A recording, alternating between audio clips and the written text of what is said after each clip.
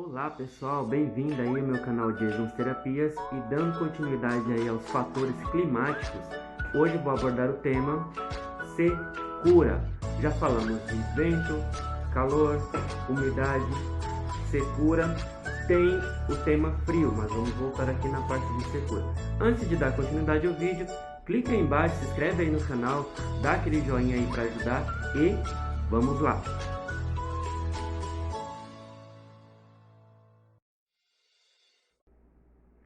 Bom, como é de costume, assim como eu estava fazendo nos outros vídeos, para poder a gente abordar um tema como esse, fator climático, né, que a gente já fez sobre vento, calor, umidade, tem o frio, só que hoje vamos falar da parte de secura. Primeiramente, a gente tem que observar como que esse fator se comporta na natureza. Já falamos isso de todos os outros fatores. A parte secura, porque é assim que o chinês percebe esses comportamentos na natureza para poder observar como ele se comporta dentro, né, no nosso organismo, no ser humano, como fator patogênico. Não que ter secura, ter umidade, ter calor, frio, etc., seja ruim. O problema é quando estes fatores se transformam em patologias, ou por excesso, não interessa, mas se transforma em patologias. Aí sim é complicado, porque a gente precisa observar como ele se comporta. Vamos lá, se a gente falar de secura e observar esse clima na natureza, a primeira coisa que a gente vem na cabeça é o quê? Pode ser por calor, tá? Porque se algo está seco, qual que é a ideia de você observar quando algo está seco? Porque os fluidos ali, os líquidos, etc., se dispersaram, não tem mais, então vai secando, né? A gente imagina algo úmido que vai tirando aquela umidade, vai secando. Então, ou seja, na natureza a gente tem clima seco, tá? A evaporação dos líquidos, como eu acabei de falar para você. A gente pensa na parte secura, olhando na natureza, a gente começa a pensar em rachaduras, tá? Lembra daquele terreno arenoso, onde é tão seco ali, de tanto sol que faz, não chove, só secura. O que acontece com aquele terreno, aquela terra? Vai rachando, vai criando fissuras, tá? Pode ocorrer também, por conta da secura, aumento da temperatura, mas também o frio pode causar secura, tá? A gente pode perceber secura na pele, etc, que eu já vou entrar nesses temas, em épocas de inverno, épocas de frio, mas também a parte do calor pode aumentar por conta da secura e vice-versa. A gente começa a pensar na questão das árvores na época de secura, né? Os troncos, os galhos das árvores ficam secos, as folhas das árvores ficam secas. Imagina um terreno, um local onde tem queimada. Então, quanto mais calor tem ali, mais seco vai ficar o ambiente. Como é que fica aquele ambiente? Seco. Até o ar fica seco, né? Então a gente observa, só de olhar a gente percebe que ali está tudo seco, porque não tem mais líquido, não tem mais umidade, secou tudo. E o ar também fica seco e observando o galho, as árvores, tudo que ficou ali ficou com aparência de secura, né? Então a secura favorece as queimadas e favorece também ao não cultivo dos alimentos, ao não cultivo das plantas, porque não tem nutrientes. Então, a partir do momento que não tem nutriente, não tem umidade, não tem nutriente, se tornou seco, não tem mais nutrição daquilo, ou seja, aquele ambiente ficou não tem como mais cultivar nada, aquela terra ela ficou sem cultivo, né? Então a gente começa a perceber essas questões de secura ou qualquer outro fator climático, observando o que acontece referente à natureza, tá? Então, geralmente, quando a gente fala de secura, a primeira coisa que vem à mente é o que? Rachaduras, fissuras, dificuldade de respirar, o ar fica seco, né? Pode ter aumento de temperatura. Então, a gente é mais pela observação daquele local quando a gente fala de secura. Entenderam mais ou menos como que a secura se comporta aí na visão aí, olhando a natureza? Claro que quando a gente fala de fator climático e coloca esses fatores como patogênicos no nosso corpo, eles nunca estão sozinhos. geralmente vem acompanhado com outros, tá? Mas eu estou dando uma particularidade para falar só daquele fator. Porque se for considerar secura, como eu já falei do vento, a gente pode ter vento, secura no nosso corpo, pode ter vento, umidade, mas a gente está falando, no caso, vou falar para você apenas de um específico, no caso de hoje, secura, ok? Então, no nosso corpo, quando eu falei para você que a secura ela acaba dando uma dificuldade para passagem das coisas, porque seca, né? A gente pode pensar na questão da garganta, não tem lubrificação. Quando nós temos uma garganta seca, né? Até para engolir, para comer, engolir as coisas, você percebe uma certa dificuldade. Porque a secura tende a acometer locais do nosso corpo onde deveria ter lubrificação, uma certa umidade, uma certa mucosidade dentro do padrão, tá? Para poder a passagem fluir. É um lubrificante. Ou seja, a garganta, ela é úmida, ela precisa ter, né, seu nível de umidade para poder tudo que a gente comer passar. Então, a partir do momento que não tem isso aí, a gente tem secura, a gente começa a sentir desconforto ao engolir as coisas. Por isso que podemos ter tosse seca, tá? A secura faz com que a gente tenha tosse, né? Seca, sensação de secura na boca. É importante, muito importante, beber água, tá? A secura patogênica no nosso corpo pode dar, além da garganta seca, a dificuldade de falar, porque nossas cordas vocais precisam estar lubrificadas para poder falar. A partir do momento que não tem, até a voz da gente fica estranha. Pessoas que têm tosse demais, quando vai falar, fala com a voz mais rouca, né? Mas com dificuldade. Ela atinge principalmente vias respiratórias. Quando a gente fala assim, nossa, que clima seco, né? Estamos num ambiente seco, um lugar seco. Qual a primeira coisa que a gente pensa? Em referência a doenças. Problemas respiratórios, né?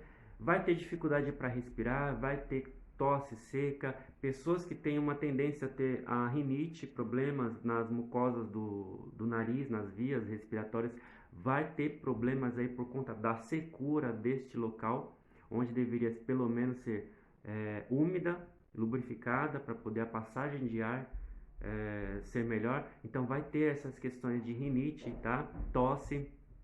O que mais a gente pode pensar? Bom, secura tende a atingir tanto o externo quanto o interno, tá? Então a parte externa, como eu falei para vocês, referente à boca, vias nasais, olho. A gente pode ter uma visão ressecada, uma sensação de secura nos olhos, que faz a gente toda hora ficar esfregando o olho para enxergar melhor. A utilização de colírios, né? Tem gente que pinga alguns colírios para poder lubrificar melhor a parte do olho. Isso já é um indicativo de secura, tá? Quando a gente fala referente à secura, secura interna. Imagina uma pessoa que tem intestino preso, pode ser por secura. A passagem, né, do que é para sair mesmo não está comprometida, o intestino fica seco, a pessoa pode ter dificuldade para evacuar, pode ficar dias sem ir ao banheiro, ou pode ir todo dia, só que toda vez que vai ter essa dificuldade, vai sentir secura. As fezes, no caso, elas vão estar mais secas, elas não vão estar tão amolecidas para facilitar a saída, pode causar dores ali. Então, por conta da secura, atingindo lá o intestino. Voltando um pouquinho a falar da parte externa, outra coisa que é bem importante, que a gente observa bem quando uma pessoa tem uma referência de secura como um fator patogênico, é a pele.